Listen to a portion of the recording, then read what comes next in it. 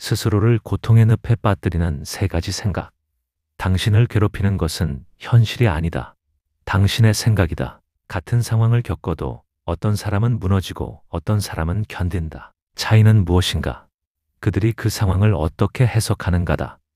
인지심리학의 창시자 아론 벡은 말했다. 우리를 우울하게 만드는 것은 사건 자체가 아니라 그 사건에 대한 우리의 해석이다. 오늘은 당신을 스스로 고통의 늪에 빠뜨리는 세 가지 생각 패턴에 대해 이야기하려 한다. 그리고 그것을 어떻게 벗어날 수 있는지도. 첫 번째 생각, 파국화. 최악만 상상한다. 이번 프레젠테이션 망하면 끝이야. 이 관계가 깨지면 나는 평생 혼자야. 이 사업 실패하면 인생 끝이야. 이것을 심리학에서는 파국화, 카타스트로파이징라고 부른다. 아직 일어나지도 않은 최악의 시나리오를 미리 상상하는 것, 그리고 그 상상 속에서 고통받는 것. 정신과 의사 데이비드 번즈는 이것을 정신적 예언자 놀이라고 불렀다. 당신은 미래를 예측할 수 없다. 하지만 마치 확실한 것처럼 최악만 상상한다. 실제 연구를 보면 우리가 걱정하는 일의 85%는 일어나지 않는다. 그리고 나머지 15%가 일어난다 해도 우리가 상상했던 것만큼 나쁘지 않다. 하지만 파국화 사고에 빠진 사람은 이것을 믿지 못한다. 이번엔 정말 끝장이야. 그렇게 매번 생각한다. 예를 들어보자. 당신이 직장에서 실수를 했다. 정상적 사고, 실수했네. 다음에는 더 조심해야겠다. 파국화 사고, 큰일 났다. 상사가 나를 무능하다고 생각할 거야. 평가에서 떨어질 거야. 결국 해고될 거야. 재취업도 못할 거야. 인생 망했다. 실수 하나가 인생 파멸로 이어진다. 당신의 머릿속에서는 이것이 당신을 우울과 불안의 늪에 빠뜨린다. 두 번째 생각, 이분법. 완벽 아니면 실패. 100점 아니면 0점이야.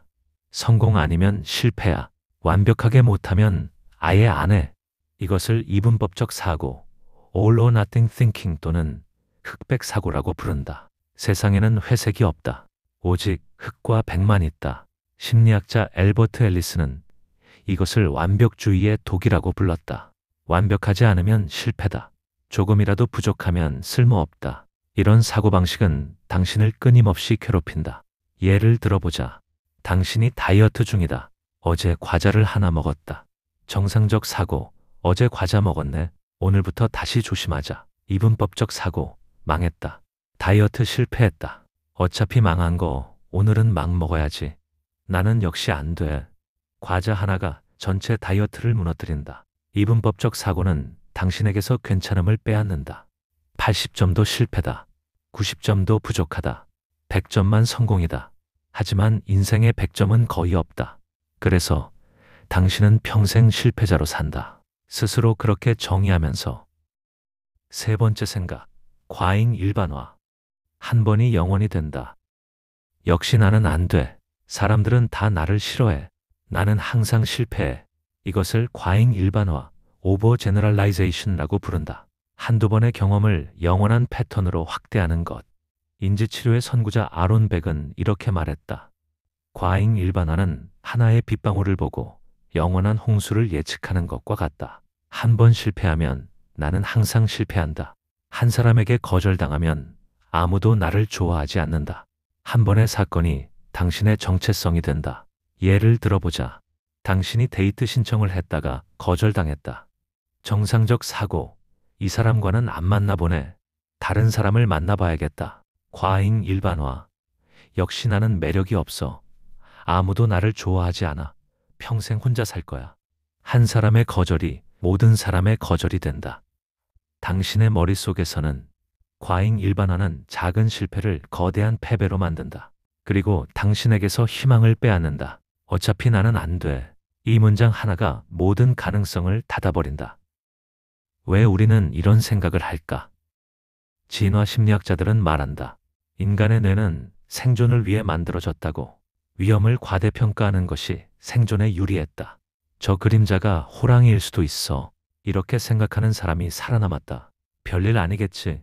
이렇게 생각하는 사람은 잡아먹혔다. 그래서 우리 뇌는 부정적 편향, 네거티비티 바이어스를 가지고 있다. 나쁜 것에 더 주목한다.